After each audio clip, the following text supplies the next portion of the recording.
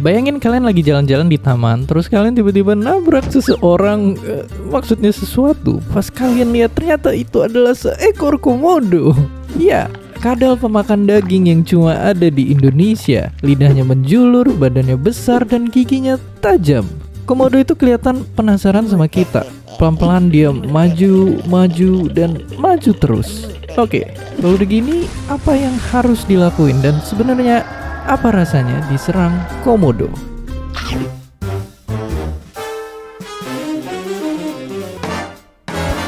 Yang pertama harus kalian sadarin, meskipun badannya lumayan berat, komodo bisa lari kencang.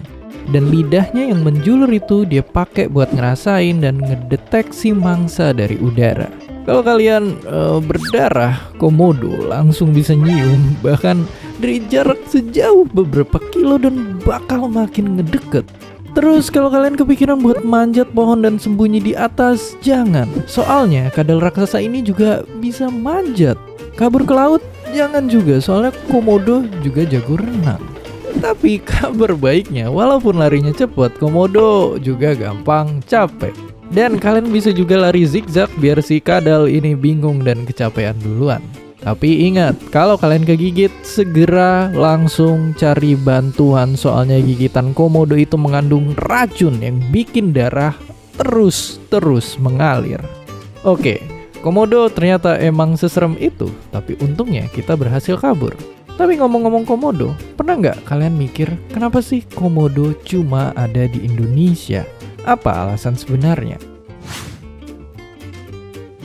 Mengejutkannya, sebenarnya komodo itu bukan berasal dari negara 62. Para ilmuwan ternyata nemuin kalau leluhur komodo itu aslinya dari Australia. Terus mereka ini nyebrang ke Indonesia ratusan ribu tahun yang lalu.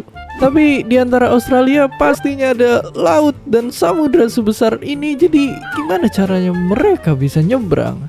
Tenang aja, mereka nggak naik perahu, tapi karena dulu itu jadi ada zaman es, permukaan lautnya itu tuh nurun ratusan meter dan bikin daratan jadi terhubung. Dan nenek moyang komodo pun akhirnya jadi bisa nyebrang ke Indonesia jalan kaki.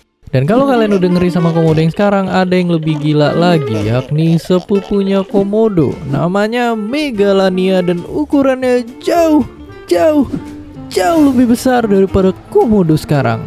Untungnya mereka itu nggak ikut pindahan ke Indonesia karena lebih betah di Australia. Bayangin kalau kita dihadang sama makhluk segede itu di jalan, sangat mengerikan. Tapi selain itu, komodo bukanlah hewan pemakan daging biasa.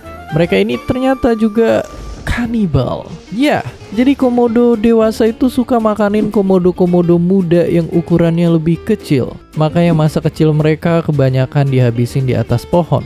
Sampai mereka cukup gede buat ngelawan komodo dewasa yang mondar-mandir di daratan. Dan inilah definisi sungguh masa kecil yang kurang bahagia. Tapi sayangnya sekarang status sang naga terancam punah. Banyak orang yang ngeburu mereka buat dijual dan habitatnya makin sempit gara-gara manusia. Tapi kita masih punya harapan. Ayo kita lihat ceritanya paus bungkuk. Dulunya manusia ngeburu mereka buat dijadiin minyak yang katanya berkhasiat sampai jumlahnya turun drastis. Tapi setelah dilindungin dan dikasih tempat tinggal yang nggak boleh disentuh sama manusia, ternyata jumlahnya makin banyak. Ya, jadi meskipun komodo itu serem, dia itu adalah makhluk yang penting buat keseimbangan lingkungan sekitarnya. Mereka harus dijaga dan dilindungi, jangan sampai di masa depan kita cuma bisa ngenang mereka di buku sejarah. Dan seperti biasa, terima kasih.